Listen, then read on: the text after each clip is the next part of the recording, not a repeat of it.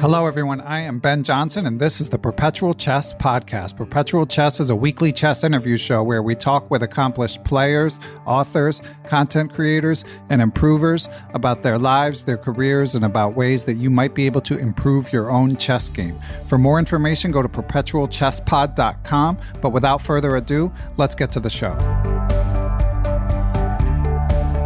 Hello, everyone, and welcome back to Perpetual Chess, Chess Books Recaptured. Of course, this is a monthly chess book review with a guest co-host, or in this case, co-host. So we had two chess junkies who I knew both loved the book we're going to discuss, so I couldn't pick just one co-host. And I love this book too, by the way. What we'll be discussing is a modern intermediate to advanced masterpiece. It is called Under the Surface by Grandmaster Jan Markos. And joining me to discuss it will be Matt Fletcher, who is a chess Twitter mainstay, an actuary, a dad, a strong blitz player, 2000-ish FIDE. And he's, I believe, the person who first turned me on to this book. He's been stumping for it on Twitter for a long time. So I finally got around to reading it and then interviewed the author himself. And another longtime fan of the book, to the extent that you can be a longtime fan of a book that came out in 2018, is National Master Gopal Menon, who is a chess trainer, a chess bibliophile, an opening theoretician, a soon-to-be author, and one of the strongest NMs in the world with a chess.com peak blitz rating over 2,900. So let's welcome them both to the show. Welcome, Matt. Hi. And welcome, Gopal. Excited to discuss this.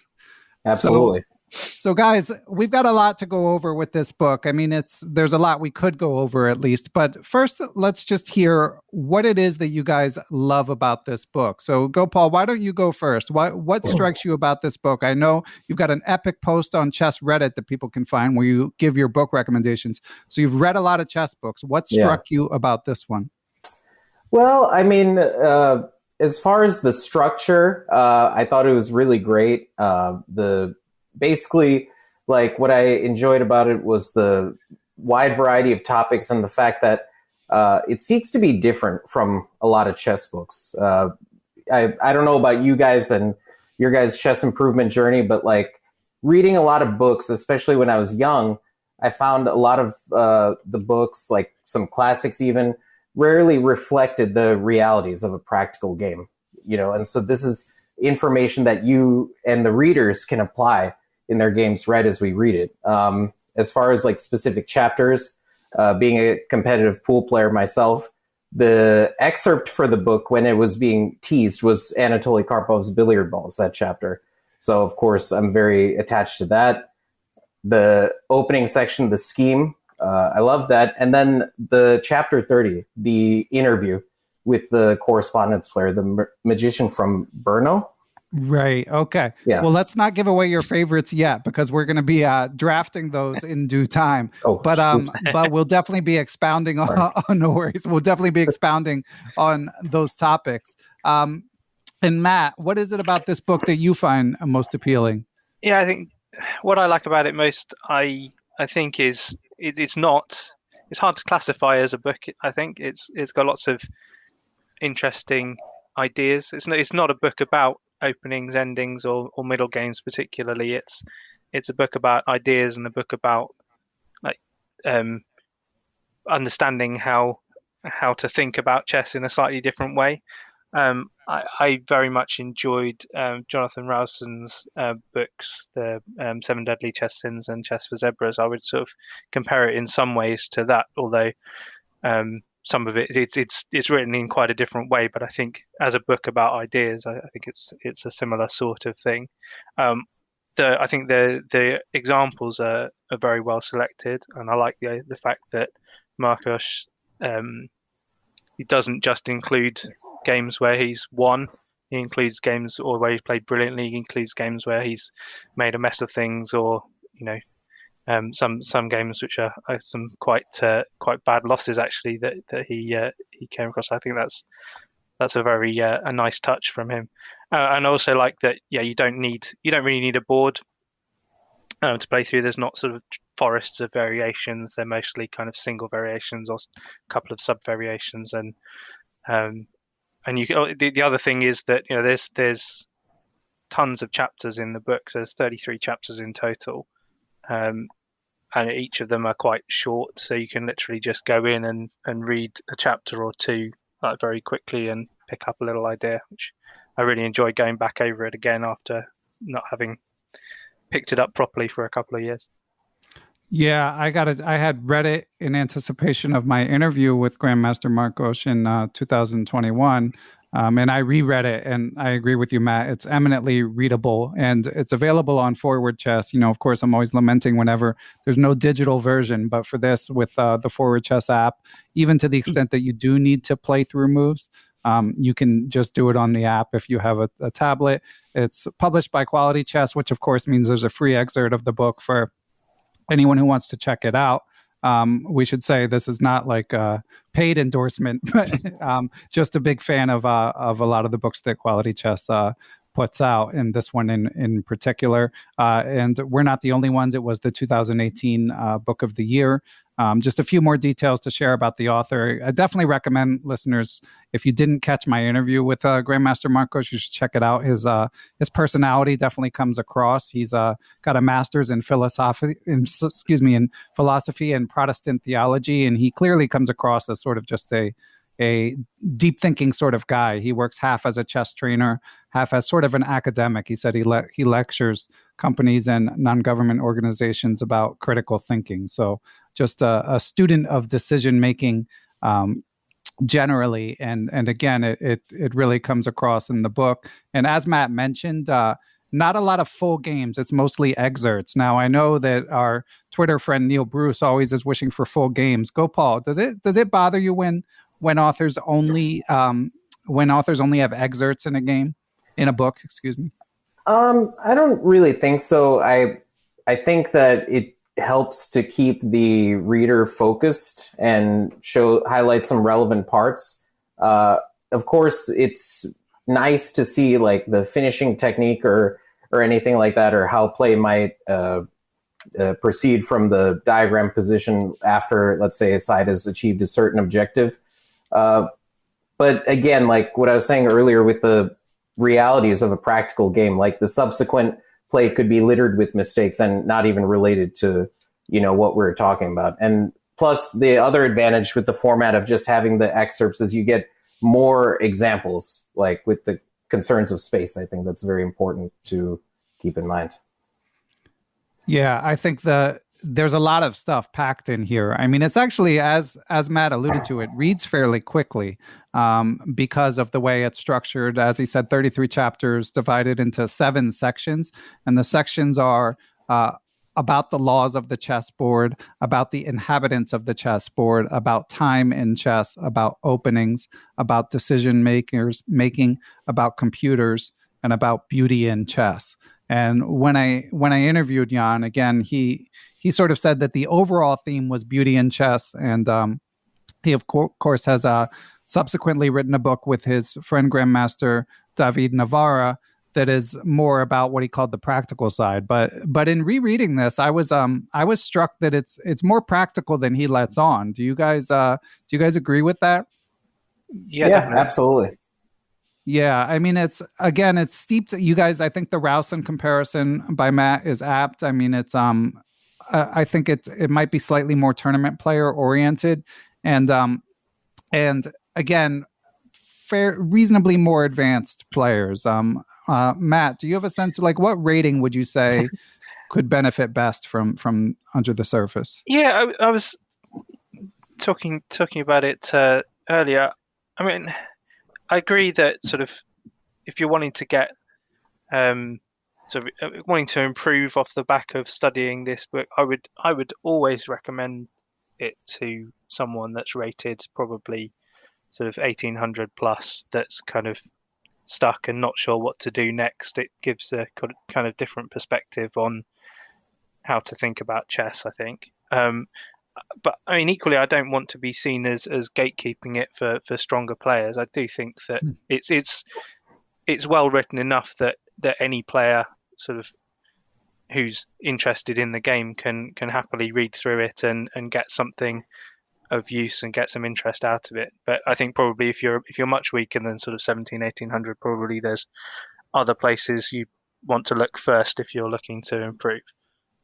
Yeah, and hopefully we can distill some lessons. So even if you are lower rated, like you can gain from this podcast and then decide from there whether you want to read the book soon or save it for when you're a bit stronger. And Gopal, as a chess trainer, I'm imagining some of your students I know are pretty strong, but some probably are below 1800. Have you used this material at all? Oh, absolutely. I find myself looking for fresh examples or inspiration from this book all the time. It keeps on giving. And like with regards to the rating level too, that people can use it. I definitely think that like players 1800 and above, like, or around that range could benefit from it. But the thing is, like, I've talked about this with chess books before, if you're punching a bit above your pay grade, like with reading certain books, you can always come back to it and get something from it, even when you're much stronger or above, like, let's say the, recommended rating range. And I think that's truly a sign of a great book. And that's why I keep coming back to it. Yeah, exactly. I mean, I, again, read it twice within the span of a year now and picked up new things for sure in this second reading. So what we're going to do for the rest of the podcast is, again, there's so much material and he's got so many little original terms and stuff that really, I think all three of us could discuss this book for hours. So in order to be respectful of everyone's time, what we'll do is we're each going to pick sort of our three favorite things from the book. It could be a chapter, a concept, or a quote.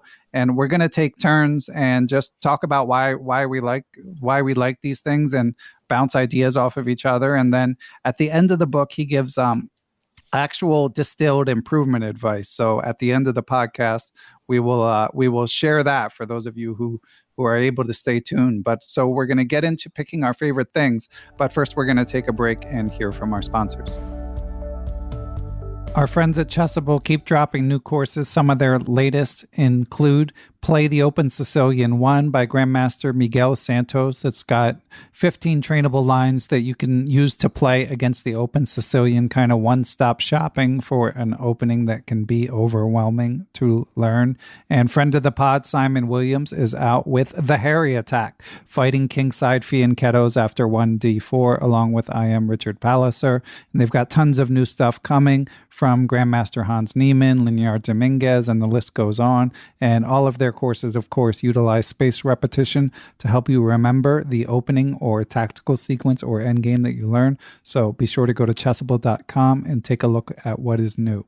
Perpetual Chess is brought to you in part by BetterHelp.com. If you're struggling with depression, anxiety, or another mental health issue, BetterHelp will assess your needs and match you with your own licensed professional therapist in under 48 hours. It's professional therapy done securely online. You can schedule weekly video or phone sessions. You can send a message to your therapist anytime. It's more affordable than traditional offline therapy, and financial aid is available. You can go to their website to see lots of testimonials. If you do, please visit betterhelp.com/chess. And if you do use that URL, you would save 10% off of your first month if you choose to sign up. That's BetterHelp, HELP.com/chess. And of course, the links are in the show description as well. And we are back, and we're ready to hop into the draft. And since Gopal already teased a few of his picks, we decided that he should be the one to pick first. So, and what I'd like to do, guys, is pick from our most favorite to our third favorite, rather than sort of like a countdown format, just because that way there's less chance of overlap. So Gopal, what is your favorite concept, quote, or idea from Under the Surface? I really liked, I would have to say, I mean, for my three picks, it's really hard. I love just them all do one so for much. now. No more jumping the gun, Gopal. I told you I got to get it in. So definitely the interview with the correspondence player, the magician from Brno. I like that because it's very rare to see such an interview in books of this kind, like chess improvement books, general improvement books. So I really enjoyed that just because it offered a lot of unique perspective. I've worked with ICCF Grandmaster Tansel Turgut, son, also a very strong player. But I know how correspondence chess is at like that level. So it's just nice to see that perspective brought to the wider audience. So what resonated with you from that? I mean, they talk a lot about sort of whether or not there's creativity in correspondence chess. What struck you from that section, Gopal? I would say definitely the very specific example. He was playing a game against another correspondence grandmaster where I looked up the game. It was like over like 100 moves, 115 moves, something like that, out of a very innocuous line in the Moscow variation of the Sicilian, like bishop b5 check, bishop d7. And he went for this line that basically gave him nothing, but just a very playable position with a stable character, so he could just milk it. And one thing that I really liked was he said it's so remarkable because they have reached this heavy piece endgame. And he said that even when it looks like nothing is happening, there's just something happening, even if it's invisible to the naked eye, which I thought was really beautiful when I was reviewing that game. Yeah.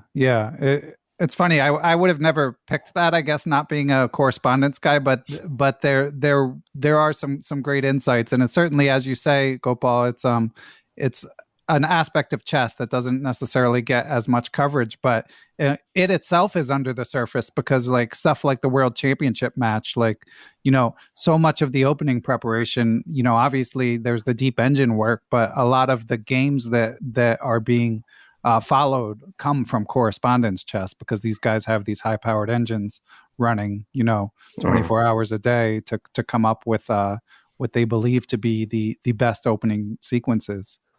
Absolutely.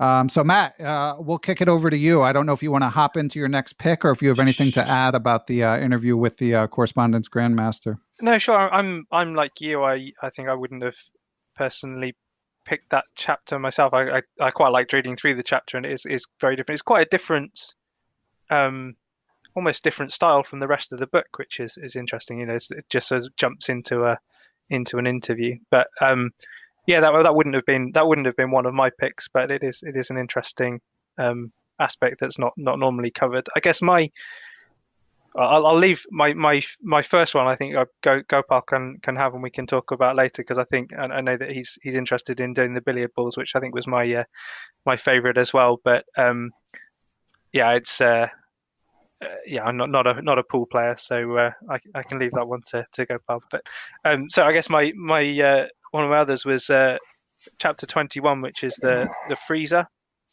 and it's sort of more a metaphor really about talking about storing ideas that you find but which don't actually yet work on the board, and sort of defrost them for later or change the situation to enable the combination to work at some point in future. So I quite like that general idea that you sort of don't just calculate something and then just completely discard it because it doesn't quite work. You actually keep it in mind and either see if it works later or try and make it work. And a couple of sort of quotes from that chapter that it's nice that he puts some sort of key things in bold, which I quite like, and sort of draws the eye and allows you to sort of pick key information out. But yeah, he says about a chess player doesn't systematically search one line after another like a computer program. He gets to know the position, collects pieces of information about it, and sorts them. With every new piece of information, his overall understanding of the situation on the board changes. And when he has enough information, he finds solutions that would not have entered his mind at the beginning. And then there's a little bit about that. And then the next bit I think is my favorite, saying, I've always thought that dreaming and impractical searching should be allowed while calculating, because otherwise it's often not possible to achieve deep understanding. I think that's a nice little quote and interesting insight into the way a very strong player thinks about chess.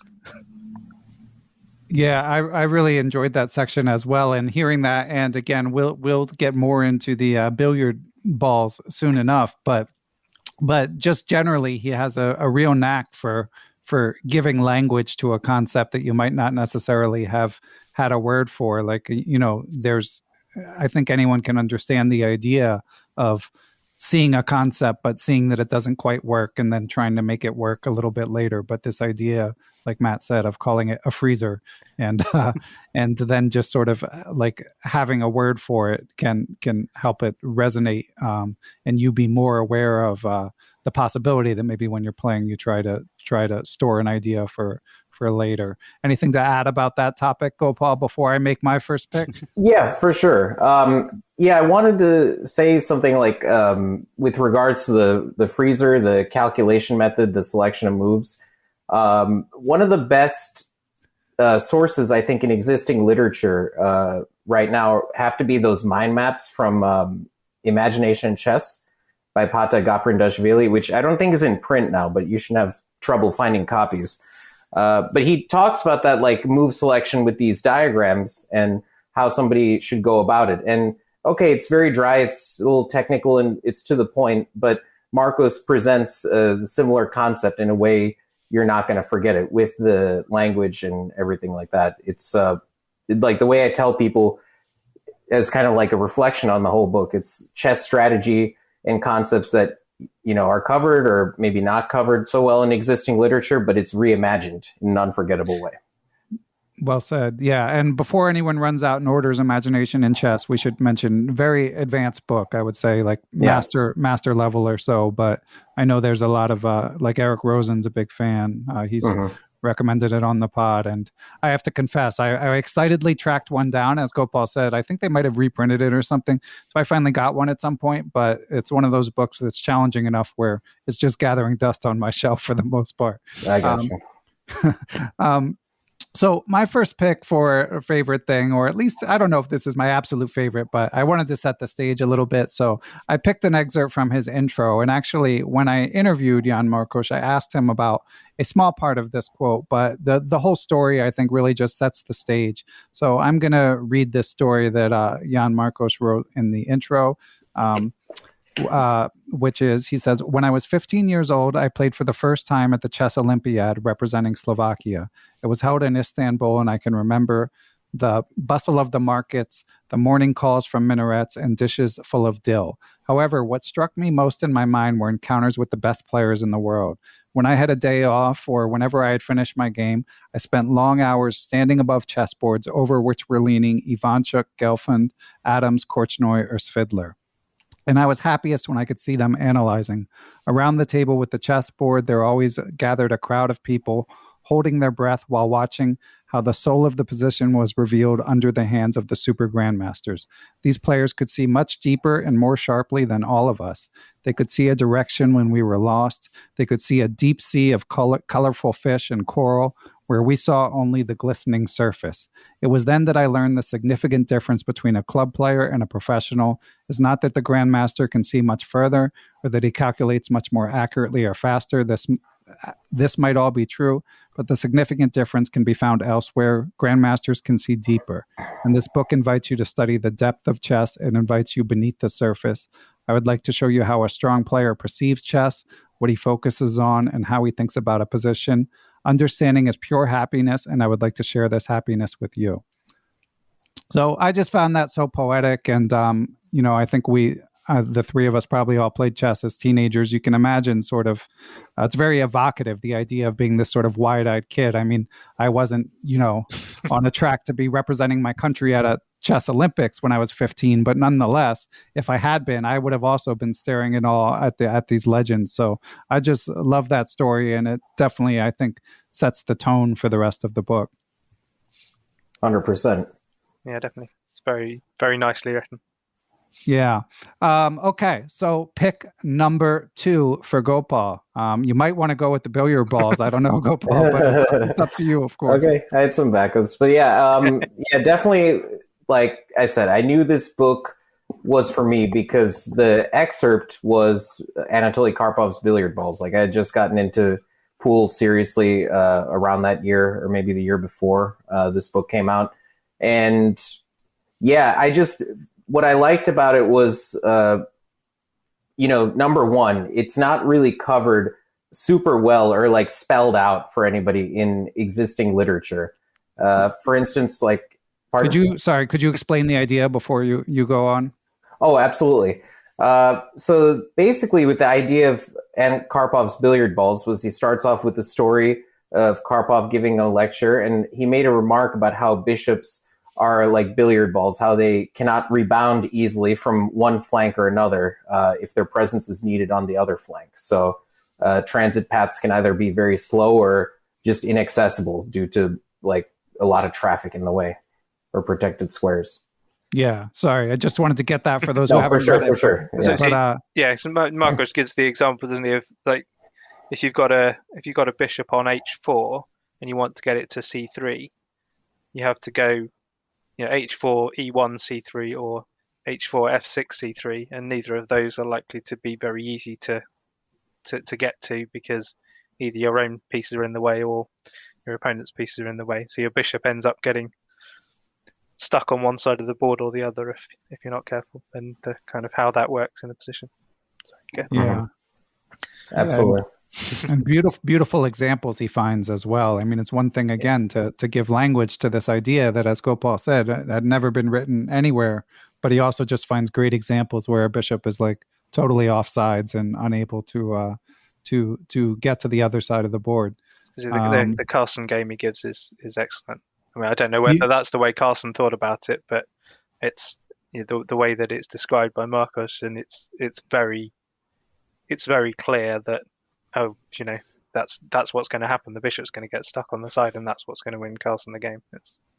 And one thing I learned, like specifically with that example, like we see this theme come up a lot in the book where you could learn something from any given example, just depending on the lens through which you examine it. And this is like very useful for teachers. And he, in fact, will come back to the same examples. I don't believe he comes back to that Carlsen one, but you see multiple times, like he'll have a callback to an example from a previous chapter, which I thought was really interesting. Yeah, it is a nice touch and does show how everything's interconnected. So Matt, you ready for your second pick? Sure, yeah. So I was going to go with the chapter before the billiard balls chapter, which is Without Knights. So the chapter 8 is a chapter about knights and how how they play and whether they like closed positions or not and that kind of thing. But the Without Knights is a very audacious idea, really. It's a chapter about how knights move and how knights affect the position, but it's in none of the positions that are analysed are there any knights on the board at all. And the idea is that you understand the piece better when it's not there.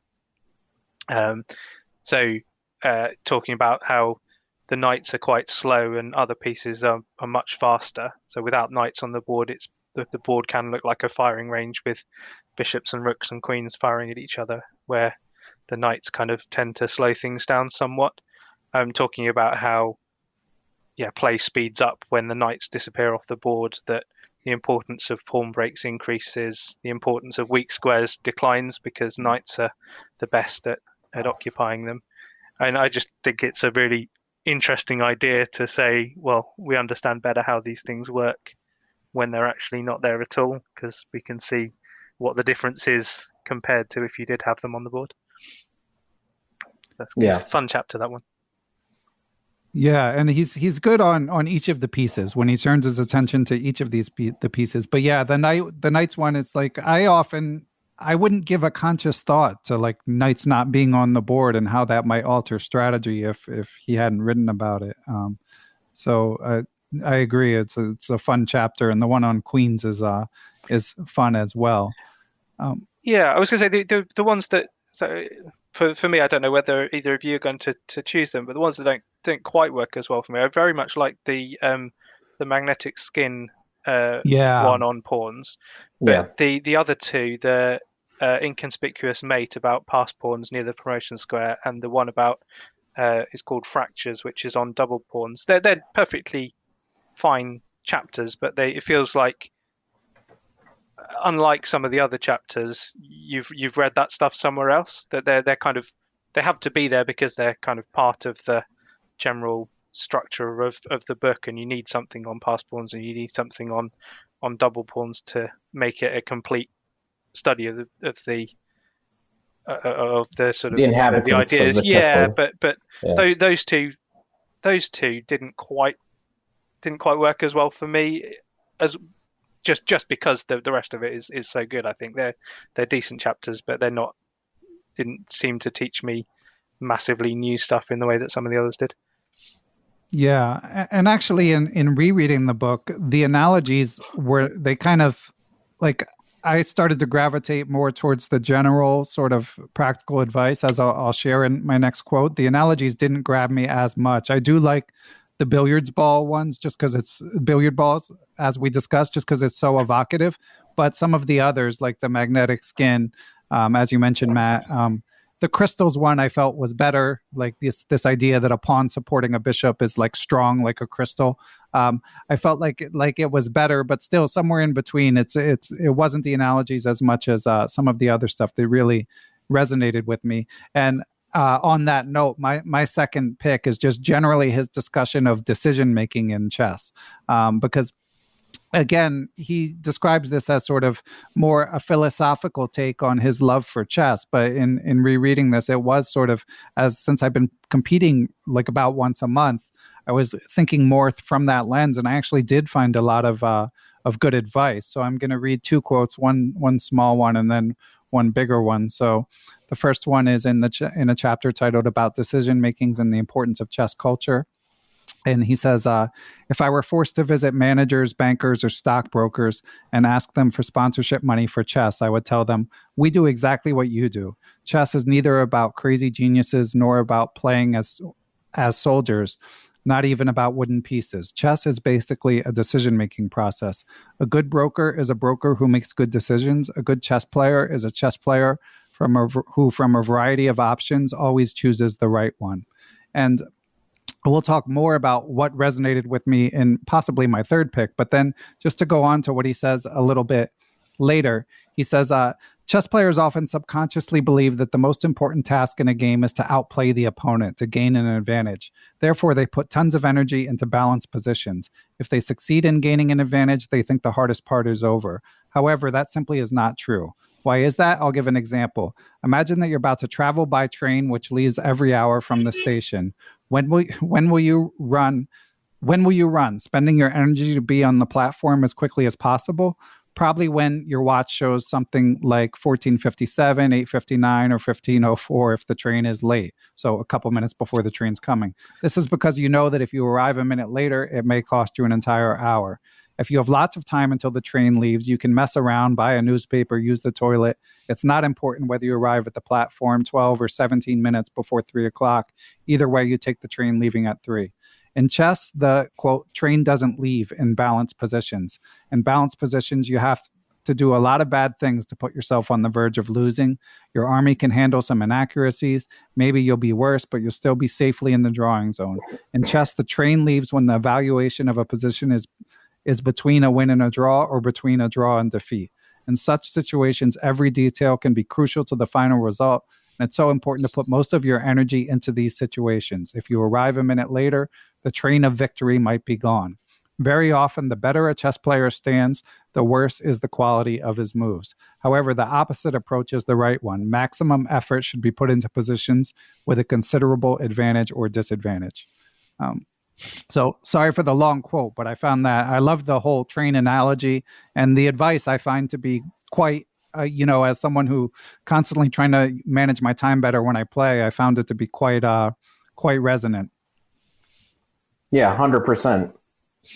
Yep. Gopal, how are your time? I mean, we know you're a blitz beast, but how are your time management skills when you play slow chess? It's actually, I would say, not great, not as good as you would think. If I'm in good form, it's better. Generally, I try to remind myself, like, if I find myself thinking for too long, is the game going to be decided here, yes or no, and then move on.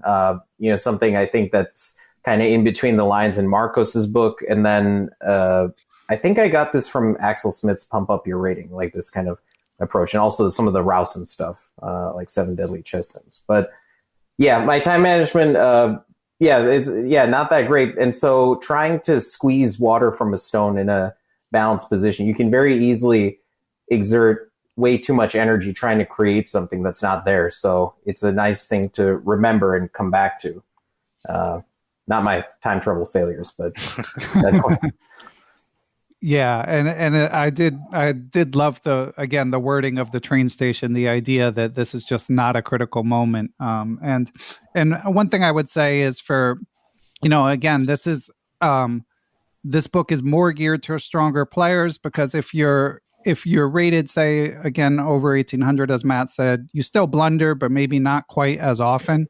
So if you're below that level, you might say every moment might be slightly more equal.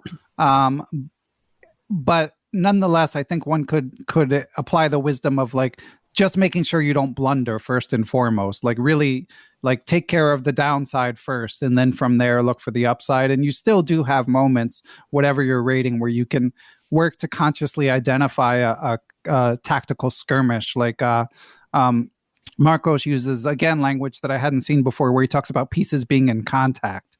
He talks about like, early in the game, the pieces are far apart from each other. So one sort of just shortcut that a player could look for, no matter their level, is like when the pieces start to really get close to each other is a moment where you've hopefully saved your time for it so that you can analyze it. And of course, obviously, you can just know by how many forcing sequences there are and stuff like that as well. Absolutely. Yep. Okay, well, we got one more pick each, guys, but first we're going to take one more break, and then when we come back, we will have our final picks for our favorite things, and then we will wrap up, and say our goodbyes.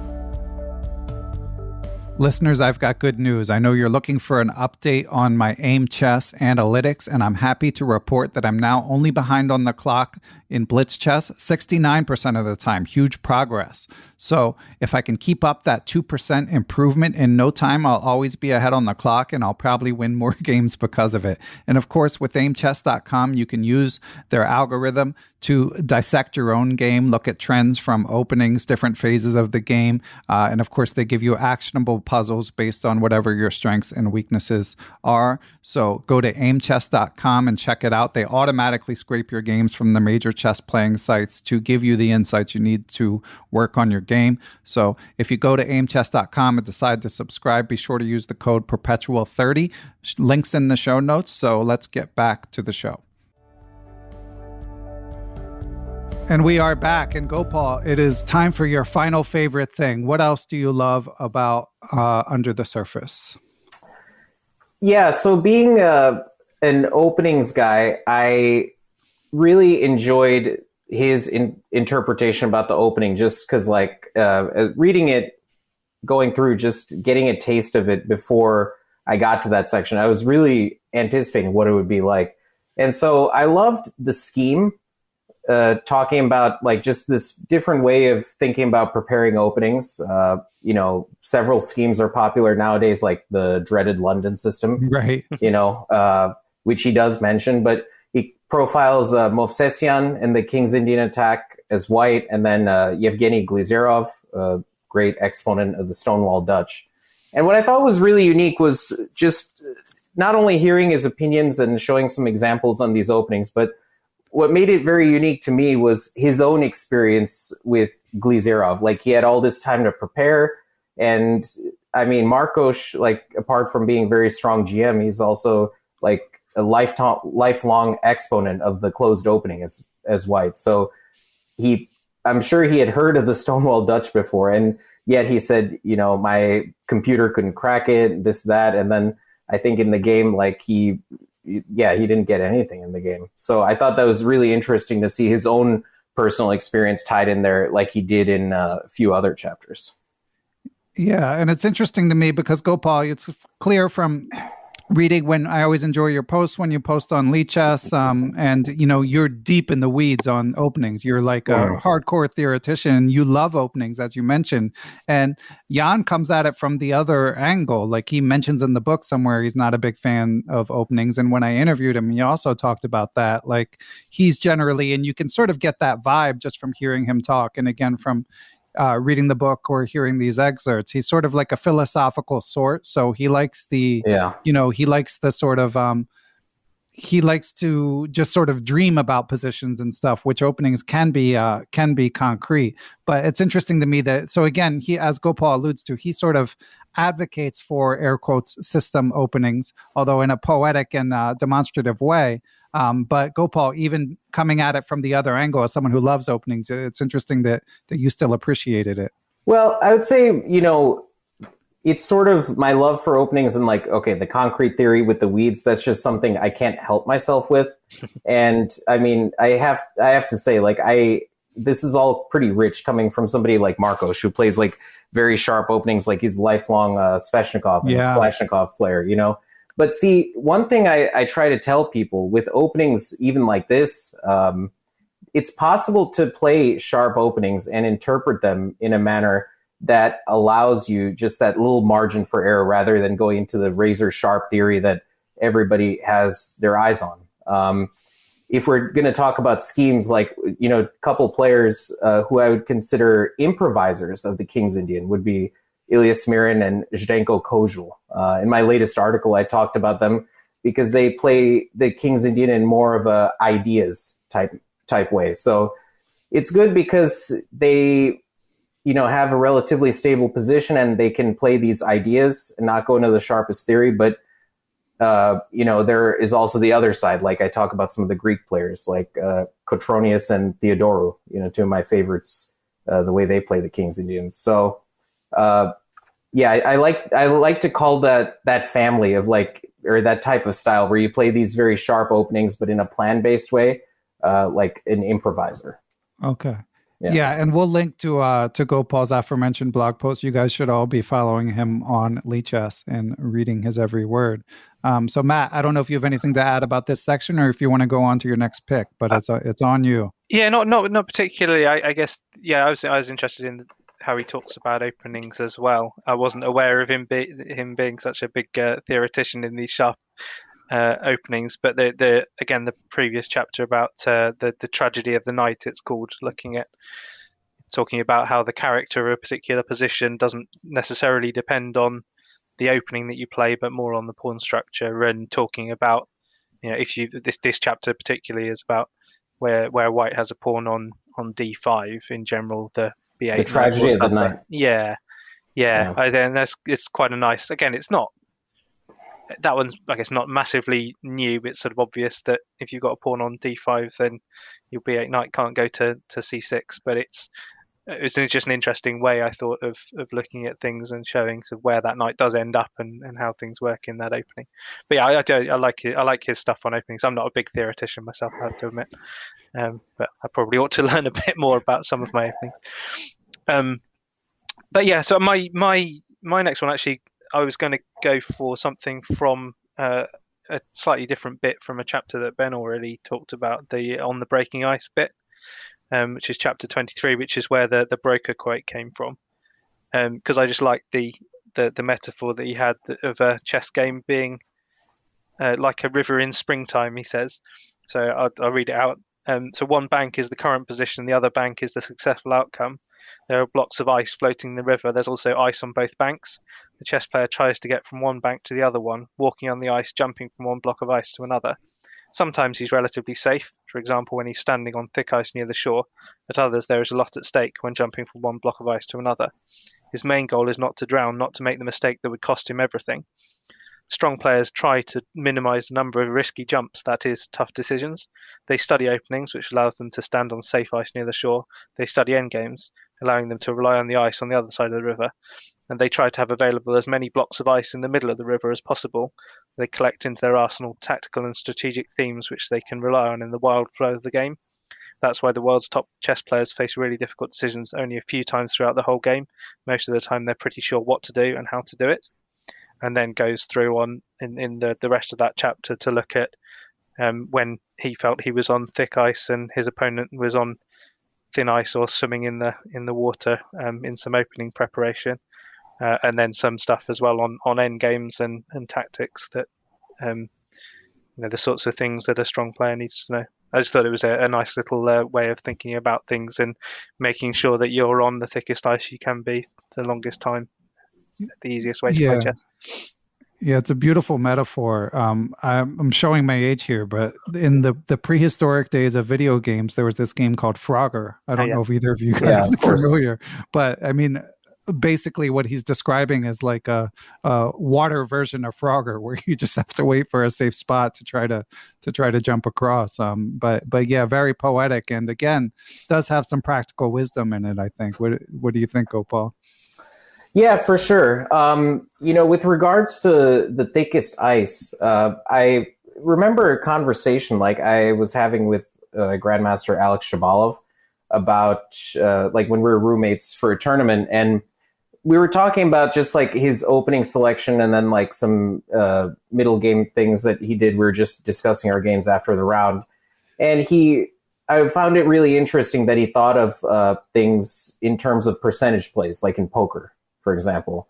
And I believe in the current context, like he felt like the thickest ice that he could stand on, at least with the percentages, was entering a type of position that didn't play to his opponent's strengths. So like a young player, I believe it was in that game, like he's like, look, I'm getting old.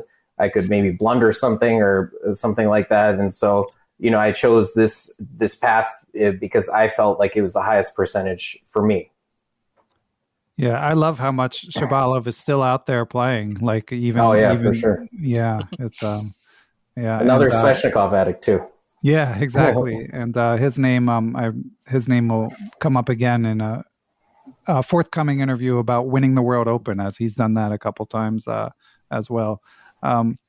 So my final pick was also from the opening section, as Gopal's was. And again, it's one of these moments where Markos just draws on his sort of wide range of interests and knowledge bases to sort of create an original metaphor. And the section is called Equal or More Equal, which refers to George Orwell's Animal Farm. And basically he's talking about how to approach balanced positions, because obviously in the opening everything is sort of trending towards computers equalizing more easily than one used to be able to. So he writes an advantage is basically anything that increases your chances to win. You can have an advantage on the clock. An advantage may lie in the fact that you know the position better than your opponent, or that you had it home on the board while the opponent didn't. Or it may mean that the position doesn't suit your opponent. It's unpleasant for him, but you enjoy playing it. It may mean that you have a clear plan and your opponent doesn't, or perhaps you are just a slightly better chess player. All these factors together form the subjective part of an advantage. When playing for a win, there's no reason to avoid equal positions. What is important is to avoid more equal positions. Always look for some imbalance in the position, such as the bishop pair in return for doubled pawns, development versus material, an advantage on the king side versus an advantage on the queen side, and so on. That will give you decent enough chances to outplay your opponent. So yeah, I love this idea because as we're all working with computers, it's easy to see, it could be 0-0, or even if it's 0.1 or whatever. It's easy to just dismiss something as equal, but this construct of equal versus more equal, I think, is quite useful for making sure that you have some sort of imbalance if you're trying to win an even game. 100%. I think also, I can't remember if he necessarily touches on this. I don't believe he does, because it's strictly like geared towards equal or more equal. Like, you see this with the top players a lot. Like another approach is to actually enter a line that may be considered like more equal because it's either forcing in nature and it could peter out, but it would give you a good chance to test your opponent's preparation. Because, and I guess the equal side that doesn't make it more equal is the fact that, the price of your opponent's mistakes may be higher in that given line or whatever they choose. Yeah. And again, I mean, I would say that section might be slightly geared more towards advanced players, but again, it could be applied to a wide range. If you just think about trying to pick openings where it's a position that you're comfortable in, that can be an advantage regardless of your level. Where like instead of playing the Petrov or whatever because your coach says it's a good opening, like looking for something that captivates you and that makes you want to do work on it, and that maybe caters more to your strengths if you're a dynamic player. 100%. So that concludes the draft, guys. I mean, obviously, I think you guys probably feel the same way. We could have picked way more stuff. There's so many cool little analogies throughout the book. Is there anything that you guys? I mean, I want to chat with you guys a little bit too before we say our goodbyes. But from the book, is there anything else that you guys feel like has to be mentioned? So I would say, I mean, I don't know if you're going to come to it, but I think the conclusion is well written and well judged. I mean, we haven't really talked about a couple of bits of it. So there's a bit about computer chess. One of the chapters is called, it talks about Ribka and Fritz, which dates it a little bit. And so I think those chapters have probably been done better since, but that's a bit harsh because they came afterwards. And we haven't really talked about the bits at the end about the sort of searching for beauty in chess, which are again slightly different in tone, I think, from a lot of the rest of the book. But yeah, overall, I think it's excellent. I could have picked another, probably at least 5, probably 10 different bits to add that I enjoyed. There's a few. It's hard. It can't really even call them the missteps. For me, there's a couple of chapters, as I mentioned earlier, that don't quite match up to the rest of the book. But like, there's 33 chapters. I reckon at least 25 of them are excellent, and the rest are just good. And all of them have very good examples. So I definitely recommend it as a book. Yeah, well said. And it's funny with the computer chapter because, again, this book was published in 2018, so it's not that old. And he does draw in like something like 8 years worth of computer games in it, and he finds some really cool things. But yeah, I mean, things just evolve so quickly. And obviously, recent guest of the pod, Matthew Sadler, is a good start if you're looking for the cutting edge of what computers are uncovering in terms of chess. And great books by him.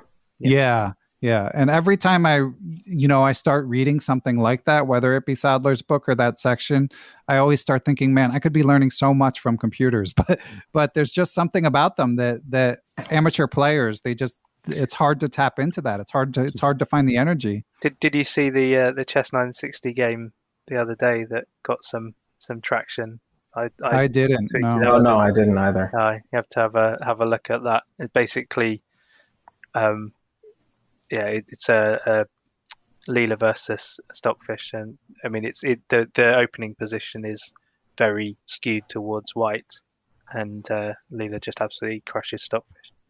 I'll forward it to you. We'll get that link in the show notes. And just to wrap up, I did tease that we would share his practical chess advice, which again he's written a whole book about. So I recommend. I recommend both of his books, but he, in about 2 pages, I think he gives a lot of good advice, which of course has been echoed many times on this podcast. But still, I felt like he landed on a lot of things that, through a lot of trial and error, I've found to be good advice as well. So number 1, he says, training advice: if you're trying to get better at chess, play 50 tournament games a year. He says, solve puzzles where you get 70 to 80% correct.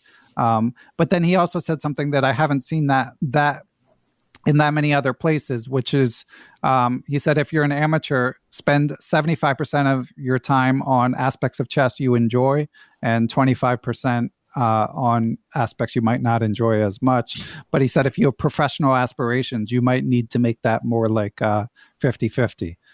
Because it's just more important to shore up your weaknesses. And I think in his case, he might be thinking of openings in particular. And he also advised keeping a journal of all the study activity that you do, just as a way to hold yourself accountable.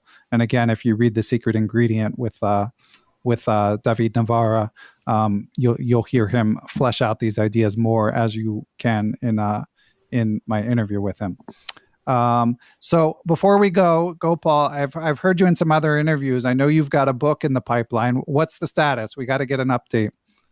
I mean, it looks like, honestly, it will probably be multiple volumes, and I'm hoping for a chessable course. Like, I have a lot of my material organized, and it's just quite a lot. So yeah, that's kind of where we're at right now. Just I've organized examples, and like while I was organizing it, I just can't help myself, so I started annotating them, like some light speaking notes. So we'll be just checking some variations, making sure the quoted games are like good examples, like relevant examples, and yeah, hopefully we'll have it ready in about a year. Excellent. Well, holler at me when it's coming out so we can Absolutely. so we can get you on the pod and check the book out. And Gopal, I got to ask as well. I mean, Yeah. renowned as one of the strongest NMs in the world. Any chance of getting out there OTB to try to lose that title and become, first of all, Maybe. an FM, but possibly an IM as well? Yeah, so like this part of the year was the biggest teaching season for me. I with two high schools in Illinois as their chess coach, and for those that don't know, there's a big high school chess scene in Illinois. It's when they gather at the end of their season. It's like the biggest like high school tournament in the world. So yeah, I had a lot of commitments during then, but like working with them obviously got me a bit more hungry. Playing the USAT recently too, that gets me more hungry. Not so much serious event, but just being around chess is really nice. I had a quick thing I wanted to come back to though, with regards to kind of echoing some of the practical chess improvement advice, and something that was said earlier about Without Knights by Matt. One thing that I do quite a bit with students, and you can do it yourself actually. Like if you mess around with the board editor on Lichess, and if you compare the position that you have, but then let's say you're studying a hanging pawn structure or something like that, and you just take a look at the difference in evals with different pieces exchanged, because it's a bit unusual to imagine the position in front of you as anything else. But, doing that, if you don't have any other references, like, you could take away the knights and see how play differs and stuff like that. So that's something I really encourage a lot of people to do. And I use it a lot myself if I'm trying to understand something on my own. That's interesting, because that kind of almost feeds into one of the other chapters in the book about exchanges as a weapon, doesn't it? I think. Right. Oh, absolutely. Explaining which pieces you want to take off, and if you know what the evaluation is in different situations. Yeah, it's a very interesting idea. Yeah, and yet another way to use engines. And Matt, I want to thank you for doing this as well. So before we started recording, you were chatting a bit about the London Chess League. So maybe what's I that? thought you were going to say system. No. It's my local chess league, Hertfordshire Chess League, actually. Sorry. But, yeah, some pretty strong players on there. Managed to beat a 2150 the other day, so I'm quite happy. That's a good result for me. So I mean, my average opponent so far this season has been about 2250. So it's a pretty strong league, really. Yeah, it's tough. Yeah, I'm jealous of getting to play competition that strong, like in your hometown. Yeah, don't have to go too far. Couple of IMs out there. Excellent. And for listeners, I did want to let you guys know what's coming next month. By the way, there'll be no blindfold puzzle this month. Sorry, just couldn't make it happen. But so we've got potentially 2 book recaps coming in the next month. Chrisopher Chabris, friend of the pod, frequent guest, will be joining me to recap the Mammoth Book of Chess. He's already been grinding. It's a great game collection book. I've got some catching up to do on that one with this going to the rearview mirror. And of course, the legend Neal Bruce has been working on his positional puzzle championship. So I don't know, that might be released as a bonus pod or just a regular one. But in any event, for all you fellow chess book lovers, we've got some good content coming your way in March or early April. So guys, I want to thank you for spending the time to discuss this excellent book. Hopefully, when I interviewed Jan, I gave away a couple of the books because I'm such a fan of his and wanted to support it. So hopefully, and thank you guys for helping. Both of you had praised this book before I even read it. So thanks for turning me on to it. Absolutely. It's my pleasure. Okay, so thanks again, guys, and thanks for listening, everyone, and we will catch you in the next interview or the next book recap. Thanks to everyone who helps make Perpetual Chess possible. Big shout out to my producer, Matthew Passy. I'd also like to thank the Blue Wire Podcast Network, with whom we are proud to be affiliated. Be sure to follow us on social media, Beneficial1 on Twitter, at Perpetual Chess on Instagram, or you can join the Perpetual Chess Facebook group. You can email me, ben@perpetualchesspod.com. And of course, last but not least, I'd like to give major thanks to the Perpetual Chess Patreon and PayPal supporters. Those who choose to join that community based on their level of support can do things like submit questions for guests of the show, have access to live Zoom Q&A lectures with grandmasters who often have appeared on the show, going over chess games, answering questions, stuff like that. And you can even get access to ad-free Perpetual Chess if that's your preference. So, but most of all, thanks to everyone for listening, and we will catch you all on the next episode.